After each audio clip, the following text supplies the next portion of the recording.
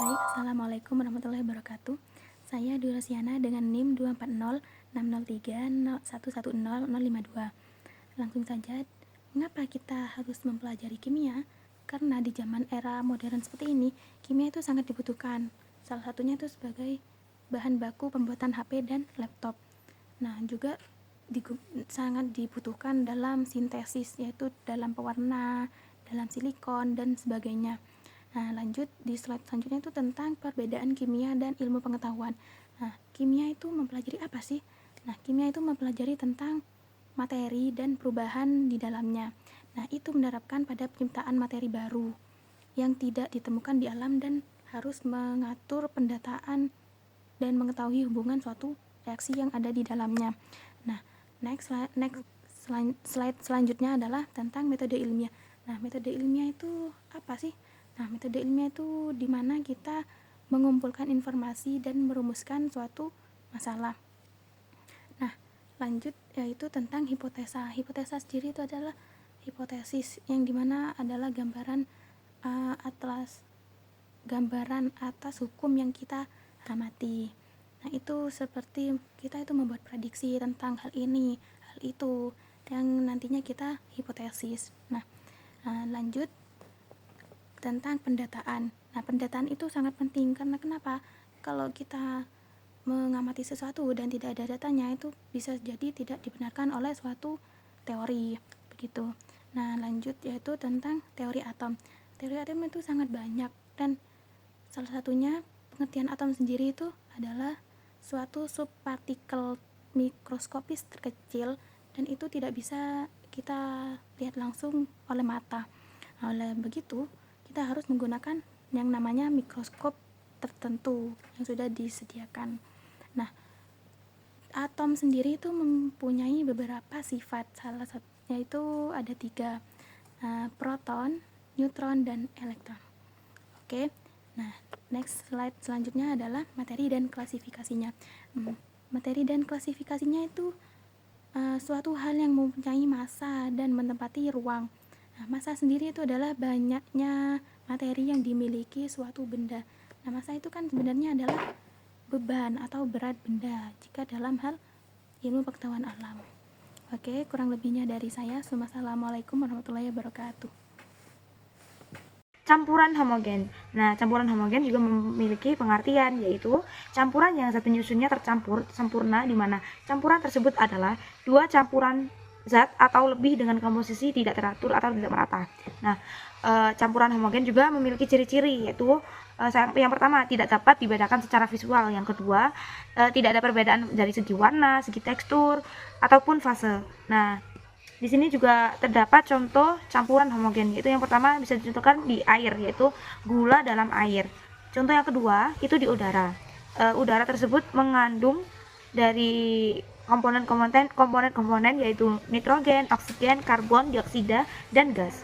Contoh yang ketiga yaitu larutan padat. Nah, larutan padat memiliki contoh koin US 5 dan paduan logam mengandung logam tembaga. Kita masuk ke materi kedua yaitu campuran heterogen.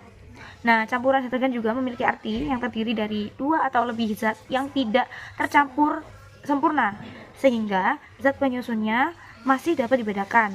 Nah, tentunya memiliki ciri-ciri. Yang pertama, pencampuran partikel tidak merata. Yang kedua, larutan akan mengendap.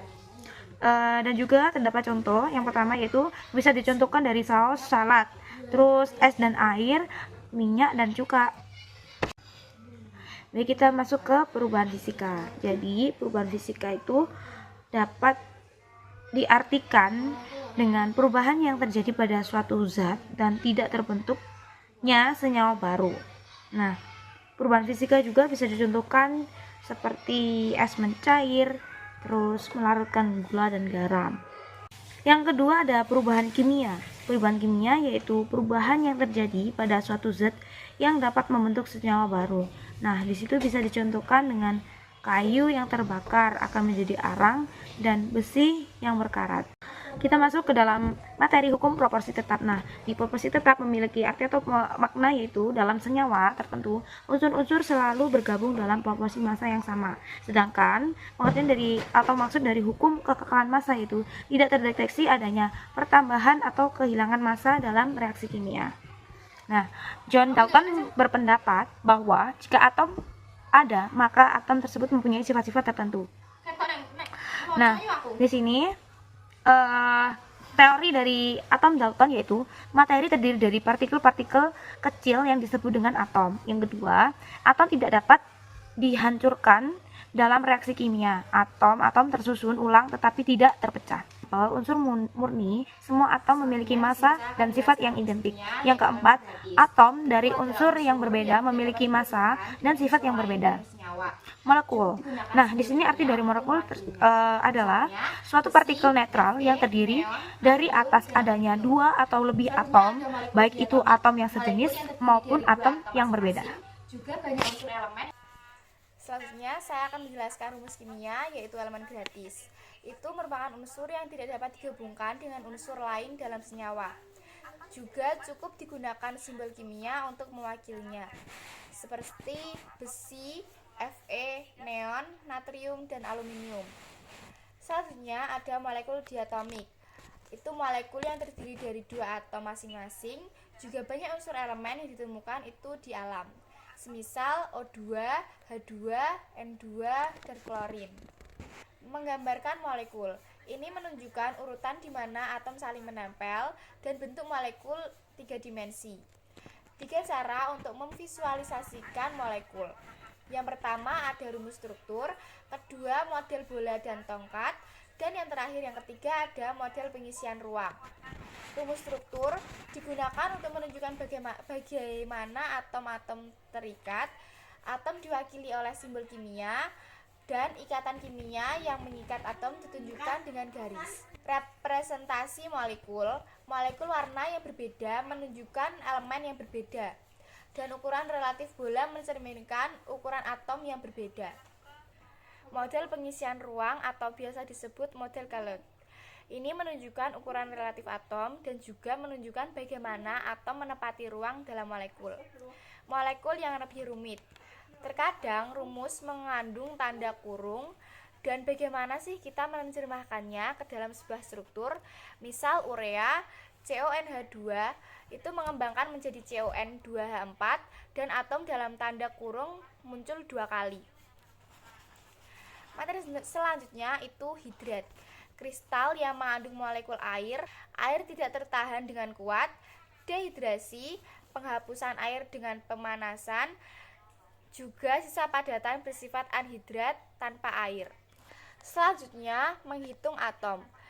Pertama, subskrip setelah simbol kimia itu menunjukkan berapa unsur yang menjadi bagian dari rumus. Tidak adanya subskrip berarti subskrip 1. Kedua, jumlah dalam tanda kurung diulang sebanyak jumlah yang sama dengan subskrip yang mengikutinya. Dan yang ketiga, titik timbul pada rumus menunjukkan bahwa zat tersebut adalah hidrat. Angka di depan H2O menunjukkan bahwa zat tersebut adalah hidrat. Teori atom Dalton. Masa sekarang memiliki alat untuk menjelaskan teori ini dan juga konsekuensinya. Semua molekul senyawa adalah sama dan mengandung atom-atom dalam rasio numerik yang sama. Misal air H2O. Perbandingan oksigen dan hidrogen adalah 1:2. Atom dalam rasio tetap berdasarkan massa.